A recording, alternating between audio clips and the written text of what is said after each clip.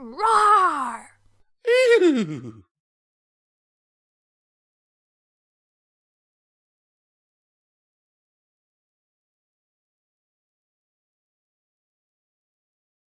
Cadance's Sweet 16 by The Blue EM2. The story. When Cadance had found herself called to the Royal Palace ballroom at short notice, she had not had any idea what to think. The teenage mare had been half expecting the day to be a normal one, even given her recent additions. Not very long ago, she had simply been a fairly ordinary Pegasus, simply minding her own business in a town mostly occupied by Earth ponies. And this had been fine for her. It wasn't the most exciting of lives, but it paid well. However, the evil Prisma had drained all the love from the town to fuel herself, so Cadance challenged her and defeated her with the very power that Prisma craved. In acknowledgement of this selfless and noble act, Celestia elevated Cadance to the ranks of the Alicorns, the first being in several thousand years to receive such an honor. Whilst suddenly being a princess had its perks, it also had its downsides, and one of those was suddenly having a horn and needing to worry about casting spells, which had given her a lot of nasty headaches, I can tell you, as interrupting gaining magic reserve is not the nicest thing of ways to wake up in the morning. She had also started foal-sitting by that point whilst living in Canterlot, and understandably a few of her charges were more than a bit alarmed when an Alicorn walked through the door, instead of the Pegasus they were used to. However, they all got used to it in the end, even if ability to cast spells got ultra annoying after a while. And having the silhouette of a unicorn made fitting in the predominantly unicorn-inhabited Canterlot a lot easier, which had been sometimes unwelcoming to Pegasi and Earth ponies. But enough pointless drabble on the side. Cadance had awoken that morning, as she always had done, and simply gone about her duties.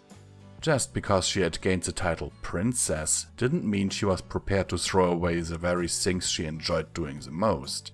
And as such, she had spent most of the morning and afternoon foal-sitting, as she always had done. The last of her charges were safely back with their parents. Cadance didn't want to remember that near miss with a weather vane, and she was heading back home, as she preferred not to live in the castle, when she suddenly received a singing telegram. Those ponies appearing from nowhere and singing a barbershop chorus was a little bit of a jump scare, but the song was nice. Hey, hey, it's a special day. We have news you need to hear and right away. Celestia has something special planned for you. So come to the palace ballroom. The palace ballroom. Just as suddenly as they had appeared, they had vanished, and Cadance was confused. True, the music was nice, but they were putting this much effort into a birthday? She was only 16 for Celestia's sake. Not wanting to be rude, she made her way through the streets, dodging through the hustle and bustle, and purchasing a coffee to go from a Manhattan espresso stand. She made her way into the castle and to the ballroom. She knocked on the door. "Come in," said the voice of Princess Celestia.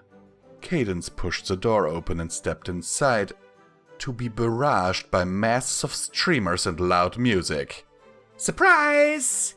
Cadance was abruptly barraged with party poppers, not going in the night, and flying streamers, as well as a noisy barrel organ playing very out of tune, as well as a strange device from the Griffish Isles called a Yovidaphone. Whatever it was called, it was a horrible noise, and that alone was horrible to contemplate and hear. She stepped very slowly in at the barrage of noise, until it stopped and things stopped flying about. "Good evening, Cadance," said a warm voice. Cadance looked up to see it was none other than her aunt and partial mentor. "What do you think of this scene? It was a bit loud, to be honest," Cadance replied. "And those streamers were moving fast." "I'll have it toned down for next year."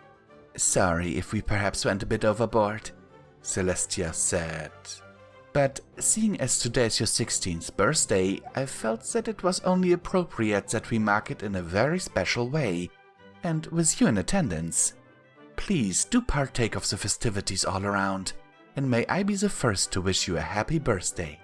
It's really been no different to any other day so far, Cadance thought to herself, but she kept it to herself.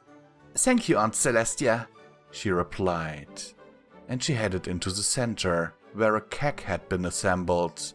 Much for the satisfaction of others and herself, she saw the very same Twilight Sparkle she had seen only earlier standing near it, who then turned to her. Happy birthday, Cadance, she said. Hello, Twilight, Cadance replied warmly. How are your studies going? Well, thanks, Twilight said with a grin. I know it's been a very long time since you last false at me, but I still remember those times so fondly. No problem. I'll admit I do miss being a Pegasus sometimes, but being a princess does have its perks. Cadance thought for a moment as to what to say next. How about I get you some cake? Who lets the hoi polloi in?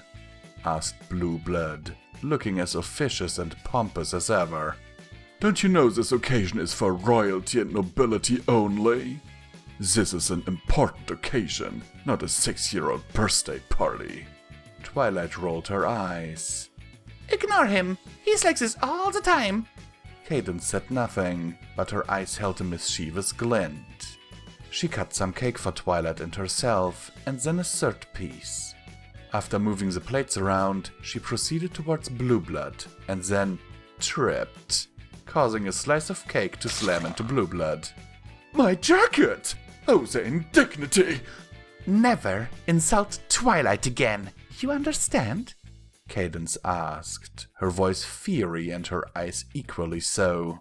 I do not bow to imitation alicorns, and I shall not take this insult to the royal family lying down. Mia Mora, what's your face? You shall rue this day, and shall be lucky if you are ever permitted in Canterlot again.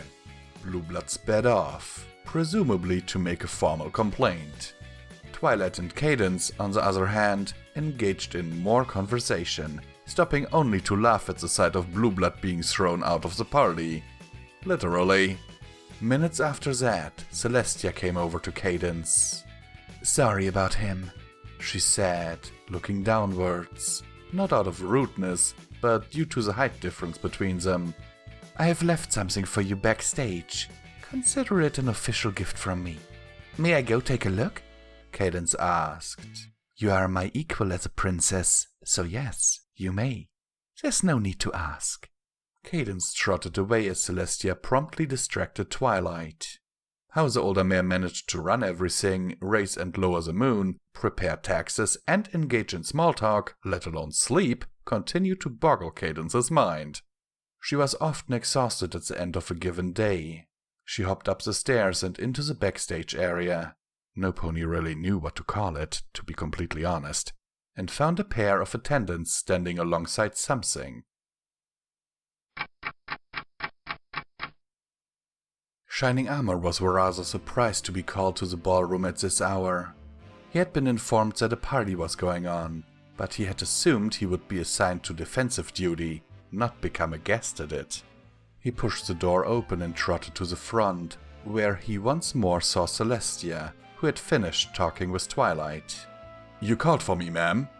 Yes, Shining, I did. This occasion is Cadance's birthday. Shining's jaw fell open. Oh no, I forgot. I didn't get her anything. I can only hope that... Celestia interrupted his speech. It's okay, Shining. We all forget things. I'm certain she'll forgive you. Ah, perfect. You're in the dress uniform. Please do go over to the side there. Shining nodded. Truth be told, he had no idea what was going on, but he went along with it nonetheless. Admittedly, I, the author, have no idea what's going on, but oh well. Shining looked idly at the clock. The seconds seemed to have turned into minutes as he waited for whatever was going to happen. But then it did. Cadance re-entered desperately, trying not to be seen as she didn't like outward displays of power or position. She snuck down the stairs and stopped next to him. Shining was in awe. You look beautiful. Like you stepped straight out of a fairy tale. Thanks. Cadance replied. I personally think it's a little over the top, but who am I to refuse a gift? Well, it suits you beautifully. I'm lucky to know some pony like you. Cadance smiled. You're really sweet, you know that? Alright, welcome back to comment time, every pony. I know I haven't done this in a while, but from what I hear, it was actually quite popular. So why not? So why did I choose this story? Because, let's face it, it's not one of the, higher rated ones on fanfiction. It's I don't even know. I can't even upvote it, apparently. Ratings are disabled for this story. It only has 154 views at the time of the recording of the story, but holy camole. Personally, yes, there are some problems with the writing here and there, but you know what? I still love it. But please let me know what you think of the recording quality of this, because it's the first recording that I do with my blue snowball, in combination with an old HP 33110 Pro. It's an old office computer that I got for free from work, which I want to turn to my recording machine now. I hope this works out. So far the audio levels seem to be completely fine, but please let me know. So what do I have to say about the story in general?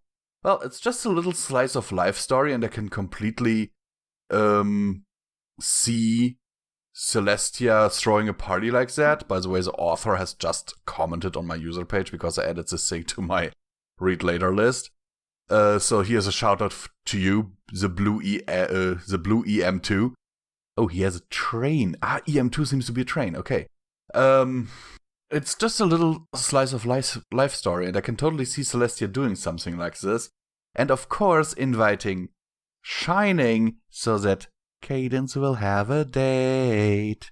I like it. I just like it. Also slightly touching upon the fact that Cadance used to be a Pegasus. Very well done. Anyhow, I must remind all of you, I do have a Patreon. It is down in the description below. Every dollar helps is needed and very much appreciated. You get early access to stuff like this.